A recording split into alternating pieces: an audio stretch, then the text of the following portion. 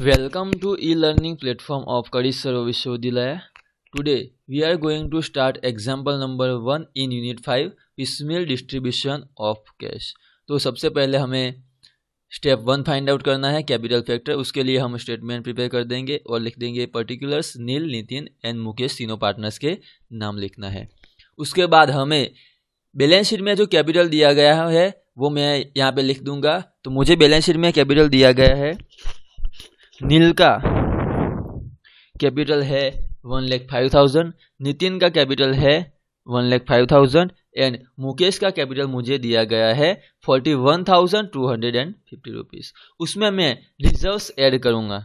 मुझे balance sheet में total reserves दिया गया है 56,250 रुपीज़, वो मुझे ऐड करना है और मुझे उनके प्रॉफिट एंड लॉस के रेशियोज में डिस्ट्रीब्यूट करके वो ऐड करना पड़ेगा। तो मैं यहाँ पे डिस्ट्रीब्यूट कर दूंगा तो मुझे मिल जाएगा 22,500, 22,500 एंड 11,250 रुपीज़ मिल जाएगा। उनका प्रॉफिट शेयरिंग रेशियो है 2:2:1, इसलिए मैंने यहाँ पे 2:2:1 में डिस्ट्रीब्यूट कर दिया है। उसके बाद मुझे मिल जाएगा 1,27,500 रुपीज़, यहाँ पे मिल जाएगा, यहाँ पे मिल जाएगा 1,27,500 रुपीज़ और यहाँ पे मिल जाएगा 52,500 रुपीज़। उसके बाद मुझे प्रॉफिट एंड लॉस अकाउंट है जो माइनस करना है, क्योंकि डेबिट बैलेंस है और लॉस दिया गया है, इसलिए हमें बैलेंस शीट में total profit and loss account 37,500 दिया गया है। तो मैं उसको भी प्रॉफिट एंड लॉस के रेशियो में डिस्ट्रीब्यूट कर दूंगा तो मुझे अमाउंट मिल जाएगा 15,000 रुपीज़, 15,000 रुपीज़ एंड 7,500 रुपीज़ मिल जाएगा मुझे यहाँ पे। उसके बाद वो मैं profit and loss account minus कर दूंगा तो मुझे मिल जाएगा नेट कैपिटल मिलेगा यहाँ पे। तो मुझे नेट कैपिटल मिल जाता है यहाँ पे 1,12,500, 1,12,500 एंड 45,000 रुपीज़ मुझे यहाँ पे नेट कैपिटल मिल जाएगा। तो मैं क्या करूँगा, नेट कैपिटल मिलने के बाद मुझे प्रॉफिट एंड लॉस के रेशियो में मैंने यहाँ पे लिख दिया है प्रॉफिट एंड लॉस रेशियो, और उसके बाद मुझे नेट कैपिटल जो मिला है उसको प्रॉफिट एंड लॉस के रेशियो में डिवाइड करना है। तो मैं यहाँ पे डिवाइड कर दूंगा प्रॉफिट एंड लॉस के रेशियो से, तो मुझे मिल जाएगा 56,250 रुपीज़, 56,250 रुपीज़ एंड 45,000 रुपीज़ मिल जाएगा यहाँ पे मुझे। और सेकेंड स्टेप्स में आ जाना है। सेकेंड स्टेप्स मेरा है surplus of capital find out करना है। तो मैं यहाँ पे लिख दूंगा नेट कैपिटल, मैंने यहाँ पे लिख दिया है नेट कैपिटल मुझे मिल जाएगा। स्टेप 1 में मैंने फाइंड आउट किया है नेट कैपिटल, तो मैंने वो कैपिटल यहाँ पे लिख दिया है 1,12,500 रुपीज़, 1,12,500 रुपीज़ एंड 45,000 रुपीज़ मैंने यहाँ पे लिख दिया है। उसके बाद प्रोपोर्शनेट कैपिटल फाइंड आउट करना है। तो प्रोपोर्शनेट कैपिटल फाइंड आउट करने के लिए मैं यहाँ पे लिख दूंगा कि सबसे कम कैपिटल फैक्टर्स किसके हैं। तो मैंने फाइंड आउट किया मुकेश का कैपिटल फैक्टर सबसे लोएस्ट है, सबसे कम है, तो मैं उसको बेस बना लूँगा और दूसरे दो पार्टनर्स को उनके प्रॉफिट एंड लॉस के रेशियो में प्रपोर्शन में यहाँ पे लिख दूंगा। तो मुझे मिल जाएगा यहाँ पे 90,000 मिल गया है और यहाँ पे 90,000 मिल गया है, क्योंकि दोनों का रेशियो है वो है 2:2 और इसका रेशियो है 1, इसलिए। उसके बाद मुझे यहाँ पे मिल जाएगा 22,500 रुपीज़, 22,500 रुपीज़ यहाँ पे मिल जाएगा मुझे। और उसके बाद नेक्स्ट जो है वो सरप्लस यहाँ पे आ जाएगा 22,500 वो हमारा सरप्लस कैपिटल होगा। उसके बाद यहाँ पे मुझे स्टेटमेंट ड्रॉ करना है थर्ड स्टेप में। तो मैं यहाँ पे स्टेटमेंट ड्रॉ कर दूंगा और यहाँ पे लिख दूंगा ऊपर statement showing piecemeal distribution of cash और particulars creditors loan of Neel, Nitin और मुकेश तीनों पार्टनर्स के नाम यहाँ पे लिख दूंगा। अब फर्स्ट स्टेप रहेगा हमारा बैलेंस लिखना है। बैलेंस शीट में से बैलेंस शीट में बैलेंस दिया गया है, क्रेडिटर्स का बैलेंस है 1,12,500 रुपीज़ दिया गया है, तो मैं यहाँ पे लिख दूंगा 1,12,500। लोन है नील की 30,000 रुपीज़, यहाँ पे नील की कैपिटल है वो हम कहाँ से लिखेंगे, नेट कैपिटल हमने फाइंड आउट किया है, वहाँ से हमें यहाँ पे नेट कैपिटल यहाँ पे लिख देना है 1,12,500, 1,12,500 एंड 45,000 रुपीज़ यहाँ पे लिख देना है। उसके बाद यहाँ पे मैं लिख दूंगा first instalment.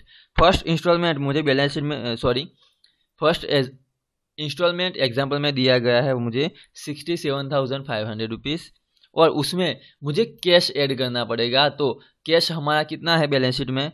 Cash balance sheet में दिया गया है 56,250 रुपीज़ कैश दिया गया है। तो मैं कैश ऐड कर दूंगा तो मुझे मिल जाएगा 1,23,750 रुपीज़। उसके बाद एडजस्टमेंट में ऐसा दिया गया है कि 11,250 रुपीज़ मुझे रिजोल्यूशन एक्सपेंस का रिजर्व्स मेंटेन करना है। तो मैं यहाँ से माइनस कर दूंगा 11,250 रुपीज़ और यहाँ पे लिख दूंगा रिजोल्यूशन एक्सपेंसेस।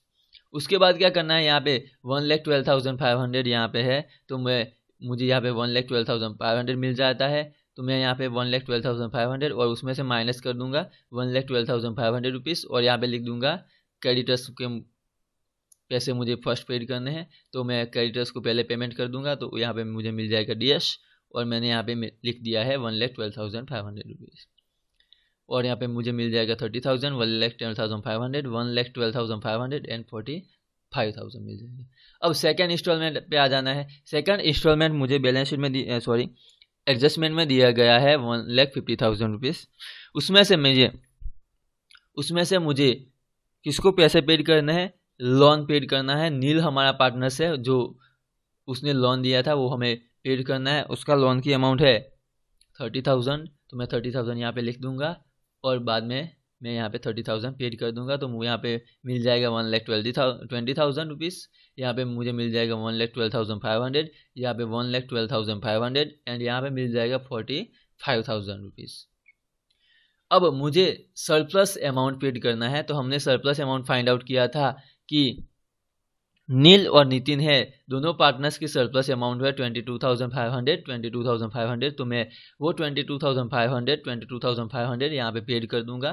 तो यहाँ पे 22,500 और दोनों का मैंने प्लस कर दिया, तो मुझे मिल जाएगा 45,000 रुपीज़ मैंने यहाँ पे लिख दिया है। और माइनस करने के बाद मुझे मिल जाएगा यहाँ पे 75,000 रुपीज़ रिमेनिंग रहेगा। यहाँ पे रहेगा 90,000 एंड 45,000। उसके बाद मुझे प्रॉफिट एंड लॉस के रेशियो में वो अमाउंट डिस्ट्रीब्यूट कर देनी है 75,000 रुपीज़। तो मैं प्रॉफिट एंड लॉस का रेशियो है 2:1, तो उसमें डिस्ट्रीब्यूट कर दूंगा। तो मुझे मिल जाएगा 30,000 रुपीज़ एंड 15,000 रुपीज़ यहाँ पे मुझे मिल जाएगा। तो मैं यहाँ पे डिस्ट्रीब्यूट कर दूंगा 30,000 और 15,000 रुपीज़। ये माइनस करने के बाद मुझे मिल जाएगा 60,000 एंड 30,000। उसके बाद थर्ड इंस्टॉलमेंट पे आ जाना है। थर्ड इंस्टॉलमेंट मुझे बैलेंस शीट में दिया गया है, थर्ड इंस्टॉलमेंट मुझे एग्जाम्पल में दिया गया है 1,08,750 रुपीज़। अब मैंने रिजोल्यूशन एक्सपेंस मेंटेन किया था, रिजोल्यूशन एक्सपेंस के लिए मैंने रिजर्व्स मेंटेन किया था 11,250 रुपीज़, और एक्चुअल में रिजोल्यूशन एक्सपेंस हुआ 7,500 रुपीज़। तो जो रिमेनिंग अमाउंट है 3,750 रुपीज़ मैं यहाँ पे ऐड कर दूंगा एज अ सरप्लस। हमारे पास सरप्लस बचा है इसलिए। तो मुझे मिल जाएगा 1,12,500 मिल जाएगा, और 1,12,500 मुझे मिल जाता है वो मुझे पार्टनर्स के प्रॉफिट शेयरिंग रेशियोज में डिस्ट्रीब्यूट करना है। तो मैं डिस्ट्रीब्यूट कर दूंगा, तो मुझे यहाँ पे मिल जाएगा 45,000 रुपीज़ एंड 22,500 रुपीज़ यहाँ पे मिल जाएगा।